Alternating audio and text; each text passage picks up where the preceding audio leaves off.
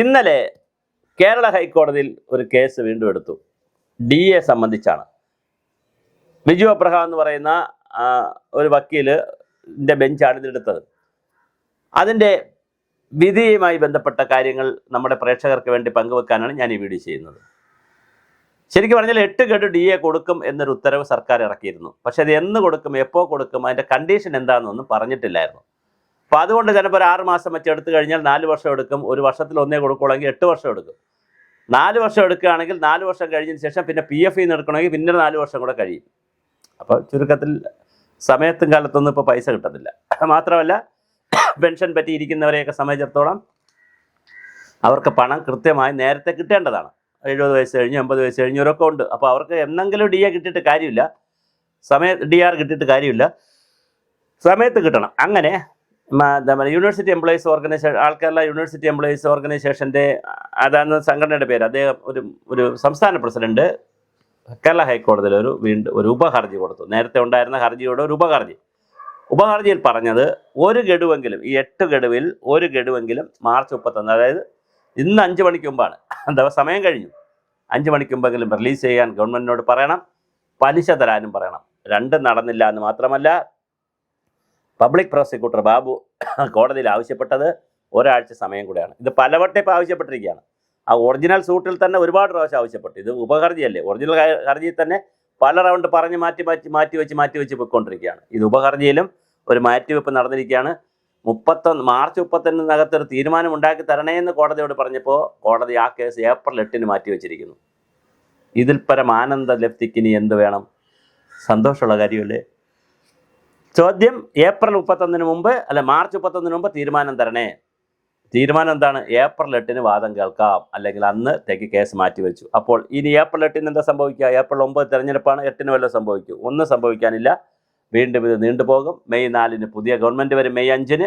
അപ്പോൾ പുതിയ ഗവൺമെൻറ് ആയിരിക്കും ഇതിൻ്റെ ബേഡനെല്ലാം എടുത്ത് കൊണ്ടുപോകാൻ പോകുന്നത്.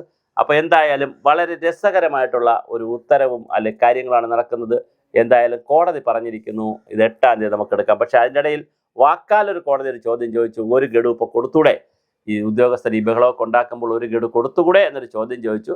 പക്ഷെ അതിനാണ് 7 ദിവസത്തെ സമയം, കൊടുക്കാനല്ല, ഇതെല്ലാം ആലോചിക്കാനായിട്ട് 8 ദിവസത്തെ സമയം ചോദിച്ചു. അങ്ങനെ 8-ാം തീയതിയിലേക്ക് കേസ് പോസ്റ്റ് ചെയ്തിരിക്കുകയാണ്. ഇതിൻ്റെ ഒരു വിവരം എന്നുള്ള നിലയിൽ ഞാൻ ശ്രദ്ധപ്പെടുത്തിയതാണ്. എന്തായാലും DA സംബന്ധിച്ച് വലിയ ഫൈറ്റാണ് നടക്കുന്നത്. സുപ്രീം കോടതിയിൽ ഒരു ഫൈറ്റ് നടന്നു. അത് പശ്ചിമ ബംഗാൾ ഗവൺമെൻറ് തോറ്റുപോയി. അവസാനം കോർട്ട് അലക്ഷ്യമൊക്കെ വരുമെന്നായപ്പോൾ അവർ ഇംപ്ലിമെൻ്റ് ചെയ്യാൻ തീരുമാനിച്ചു. അതുവരെ അവർ വച്ചുകൊണ്ടിരുന്നു. കോർട്ടിൻ്റെ അലക്ഷൻ വരുന്നത് വരെ, കണ്ടംപ്റ്റ് ഓഫ് കോർട്ട് വരുന്നത് വരെ അവർ വച്ചുകൊണ്ടിരുന്നു. അവസാനം കണ്ടംപ്റ്റ് ഓഫ് കോർട്ട് വരും എന്നുള്ളൊരു സ്റ്റേജ് വന്നപ്പോൾ അവർ ചീഫ് സെക്രട്ടറിയും ഉദ്യോഗസ്ഥരും എല്ലാം ഓടിത്തള്ളി. അവസാനം ഇപ്പോൾ അത് ഇംപ്ലിമെൻ്റ് ചെയ്ത് തുടങ്ങി. എന്നിട്ടും പ്രശ്നങ്ങളുണ്ട് അവിടെ, എല്ലാവർക്കും കൊടുത്തു തുടങ്ങിയിട്ടില്ല. പക്ഷേ എങ്കിലും അത് സ്റ്റാർട്ട് ചെയ്തിട്ടുണ്ട്. നമ്മളെ ഇവിടുത്തെ സംബന്ധിച്ചിടത്തോളം ഹൈക്കോടതിയിൽ കേസ് കിടക്കുകയാണ്. അതൊരു വശത്ത് നടക്കുന്നു.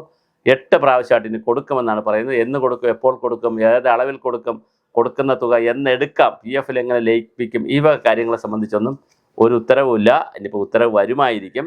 അതിനിടയിലാണ് ഹൈക്കോടതി കേസ് വന്നത്. അപ്പോൾ കേസിൽ ഈ വിധി വന്നിരിക്കുന്നത് 8-ാം തീയതിയിലേക്ക് കേസ് മാറ്റി വെച്ചിരിക്കുകയാണ്. അപ്പോൾ സ്വാഭാവികമായിട്ട് 8-ാം തീയതി വാദം കേൾക്കും. അന്ന് എന്തെങ്കിലും തീരുമാനമുണ്ടാകുമോ? പക്ഷേ തീരുമാനമുണ്ടായാലും തിരഞ്ഞെടുപ്പ് 9-ാം തീയതി ആയതുകൊണ്ട് വീണ്ടും ഒരു തൂക്ക് മന്ത്രിസഭ, കാവൽ മന്ത്രിസഭയാണല്ലോ. അപ്പോൾ കാവൽ മന്ത്രിസഭയ്ക്ക് ഇതൊക്കെ തീരുമാനിക്കാൻ പറ്റുമോ എന്നൊരു ചോദ്യമുണ്ട്. ഫുൾ സിംഗിൾ മന്ത്രിസഭ വരുന്നത് മെയ് 4-നാണ്. മെയ് 4-നും വരത്തില്ല, മെയ് 4-ന് റിസൾട്ട് വരും. 5-ഓ 6-ഓ ആയിരിക്കും, അടുത്ത ദിവസങ്ങളിലായിരിക്കും പിന്നെ മന്ത്രിമാർ സത്യപ്രതിജ്ഞ ചെയ്യുന്നത്. MLA-മാരൊക്കെ മന്ത്രിമാർ കഴിഞ്ഞ് പിന്നെ MLA-മാരാണല്ലോ. അപ്പോൾ മന്ത്രിമാർ സത്യപ്രതിജ്ഞ ചെയ്തതിന് ശേഷം മാത്രമേ നമുക്കറിയാൻ കഴിയുള്ളൂ. അല്ലെങ്കിൽ 4-ാം തീയതി മെയ് 4-ന് കഴിയുമ്പോഴേ നമുക്ക് പറയാൻ പറ്റൂ ഇതാരാണ് മുന്നണിയെന്ന്. തുടർ ഭരണമാണോ അതോ UDF ആണോ? രണ്ടായാലും തുടർ ഭരണമാണെങ്കിൽ അവർ തരുമായിരിക്കും, UDF ആണെങ്കിൽ അടിച്ചു വാങ്ങിക്കാം, സമരം ചെയ്തെങ്കിലും വാങ്ങിക്കാമെന്നാണ് ആളുകൾ പറയുന്നത്. അതുകൊണ്ട് ഏതോ വന്നോട്ടെ എന്നുള്ളൊരു ചിന്തയിൽ വന്നിട്ടുണ്ട് ആളുകൾ. പക്ഷെ നമ്മളെ സംബന്ധിച്ചിടത്തോളം ഇത് ഏത് മുന്നണി വരുന്നു എന്നുള്ളതല്ല, DA-യും DR-ഉം ഒക്കെ സമയത്ത് റിലീസ് ചെയ്യുക എന്നുള്ളതാണ്. ഇപ്പോൾ വീണ്ടും അത് 8 ഗഡുക്കളായിട്ട് മാറ്റി വച്ചിരിക്കുകയാണ്. അതിലിനി എന്ത് തീരുമാനമുണ്ടാകുമെന്ന് നമുക്ക് ഏപ്രിൽ മാസം 8-ാം തീയതി നമുക്കറിയാം. അന്നാണ് വീണ്ടും കേസ് വച്ചിരിക്കുന്നത്. ചിലപ്പോൾ ആ 8 എന്നുള്ളത് വീണ്ടും കേസ് നീണ്ടുപോകാനും എല്ലാ സാധ്യതയും നാം ഇപ്പോൾ മുന്നിൽ കാണുന്നുണ്ട്.